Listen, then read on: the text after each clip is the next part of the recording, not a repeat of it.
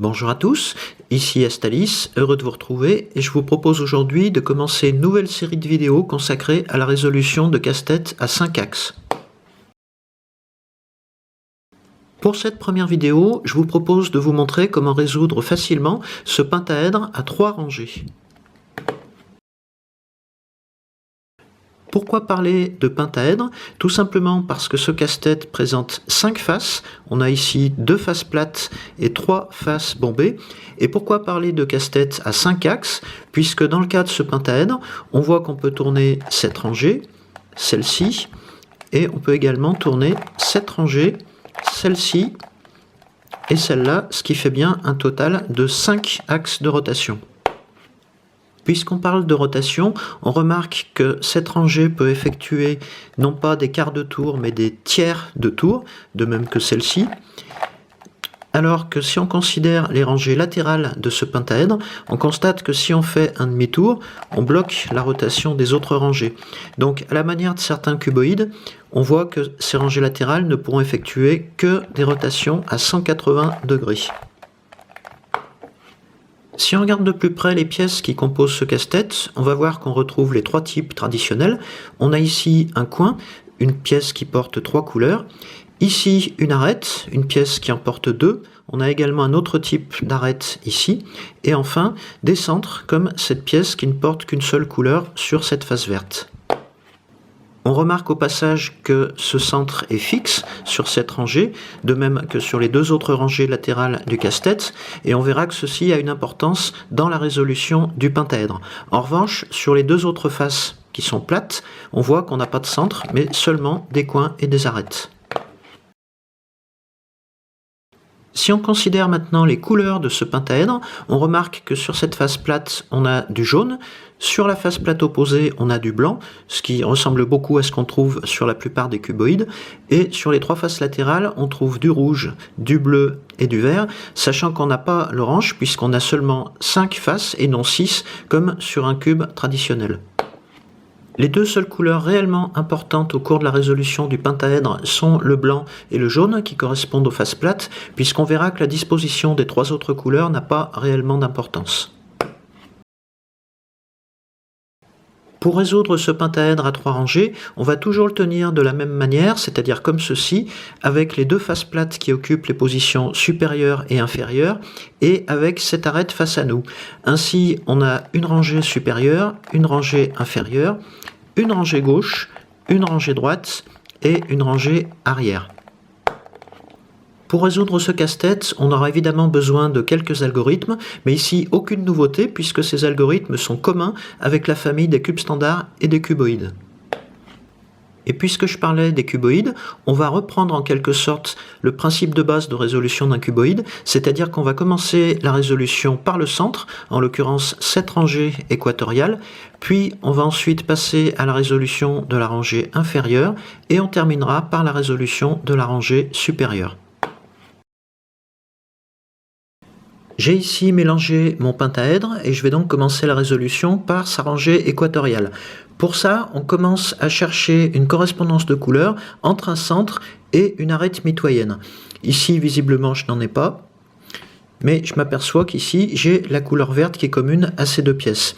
Ici, on voit que cette arête n'est pas en correspondance avec ce centre, donc je vais tourner cette rangée dans l'autre sens, ce qui va permettre d'établir une correspondance de couleurs avec le centre de la face d'à côté. Une fois que j'ai établi cette correspondance entre ces 3 pièces, je vais garder le pentaèdre face à moi comme ceci, et je vais tout simplement faire tourner dans l'ordre les rangées droite, gauche et droite. Si je regarde ce qui se passe à l'arrière, je vois que j'ai ici une correspondance de couleurs entre les 3 autres pièces de la rangée équatoriale. Si ce n'est pas le cas, je répéterai l'algorithme simple gauche, droite, gauche. Et il me suffit de tourner cette rangée comme ceci pour avoir une rangée équatoriale résolue. Pour la suite de la résolution, je vais donc m'intéresser aux 2 autres rangées du pentaèdre, mais avant cela, il va falloir que je détermine si par exemple cette rangée de pièces doit avoir des pièces avec une facette blanche ou une facette jaune. Pour cela, je vais choisir un coin qui présente une facette blanche dans cette rangée du pentaèdre.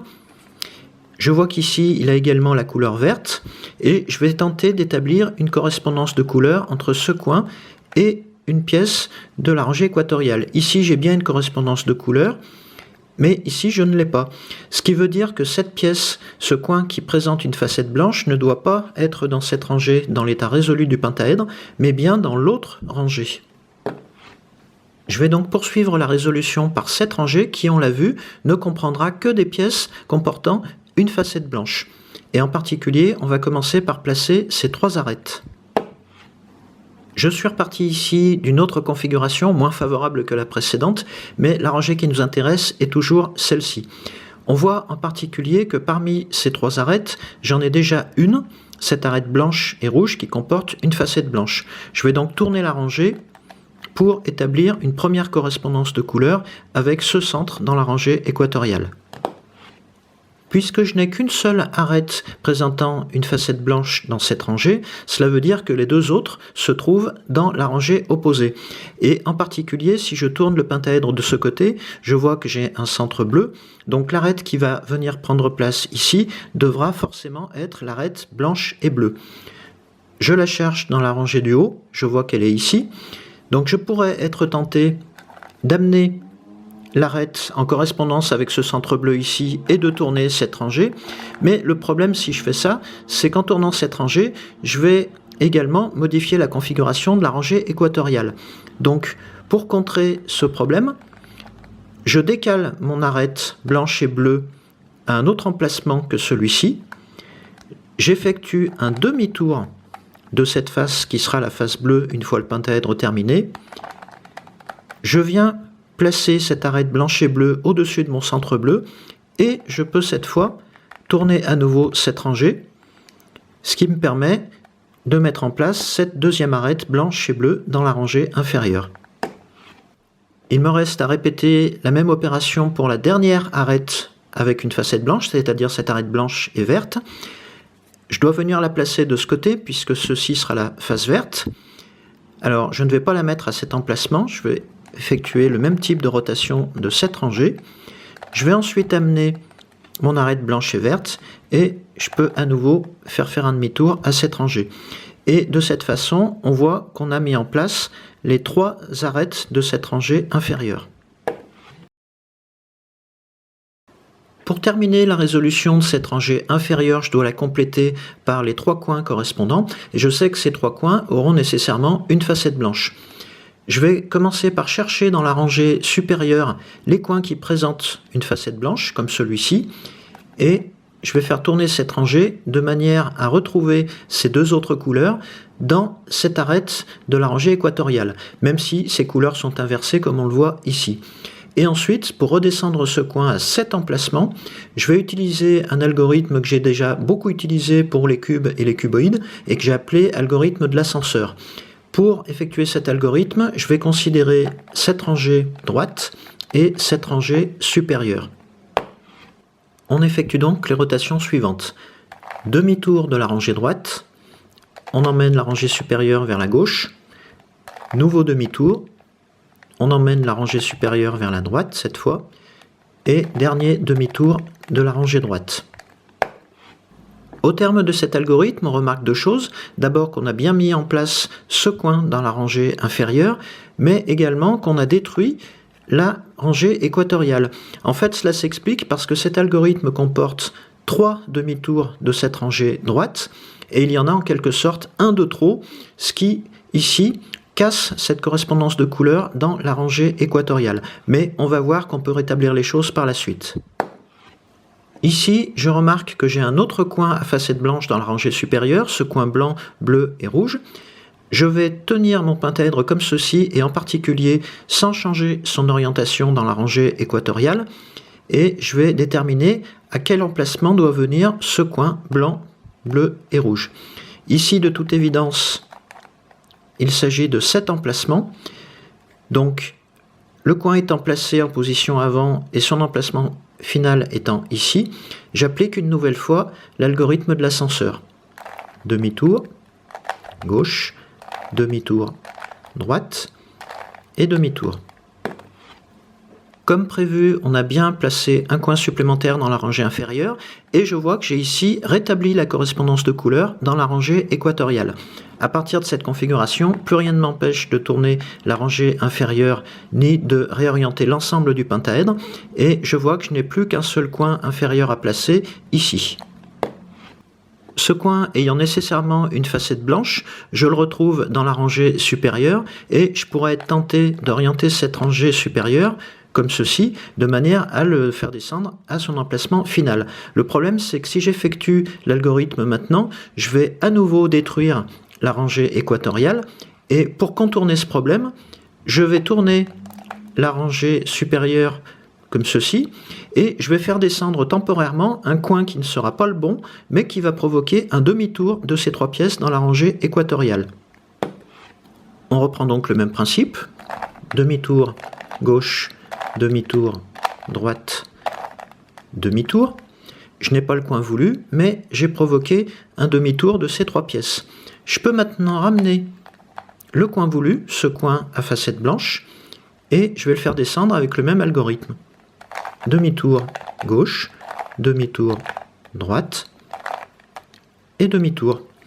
Et ainsi, je vois que j'ai terminé la résolution de ma rangée inférieure et que j'ai rétabli la correspondance de couleurs dans ma rangée équatoriale. Il me reste donc à m'intéresser à la résolution de la rangée supérieure et je vois qu'ici je suis tombé sur le cas le plus favorable qui est celui où il suffit de tourner cette rangée pour terminer la résolution du pentaèdre. Mais on peut tomber sur un autre cas. Ce cas, le voici. On voit ici qu'on n'a pas de correspondance de couleurs entre les arêtes et les coins de la rangée supérieure.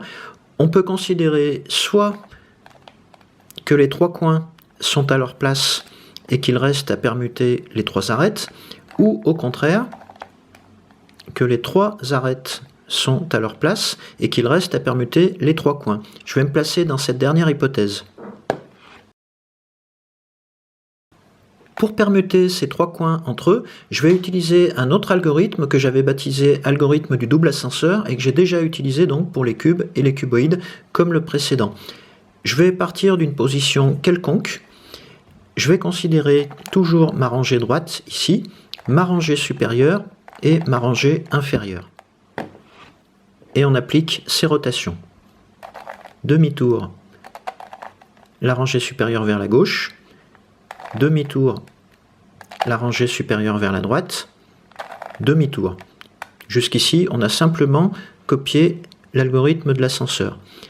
Pour continuer cet algorithme, on décale vers la droite la rangée supérieure et la rangée inférieure, et on va reprendre l'algorithme de l'ascenseur en inversant la gauche et la droite. Donc, demi-tour, droite d'abord, demi-tour, gauche ensuite, et demi-tour. Et on peut rétablir l'orientation de la rangée inférieure. L'effet de cet algorithme est de permuter les trois coins supérieurs dans l'ordre inverse des aiguilles d'une montre. Ici, ils ont bien permuté, mais je vois que je n'ai toujours pas résolu mon pentaèdre. Je vais donc l'appliquer une deuxième fois. Demi-tour gauche, demi-tour droite, demi-tour. Je décale vers la droite. Demi-tour droite, demi-tour gauche et demi-tour. Je rétablis l'orientation de la rangée inférieure et je constate cette fois-ci que j'ai bien résolu la rangée supérieure et donc l'ensemble du pentaèdre. Maintenant que vous savez résoudre ce pentaèdre à 3 rangées, je vous propose dans la vidéo suivante de passer à un autre type de pentaèdre, un pentaèdre à seulement 2 rangées. A tout de suite.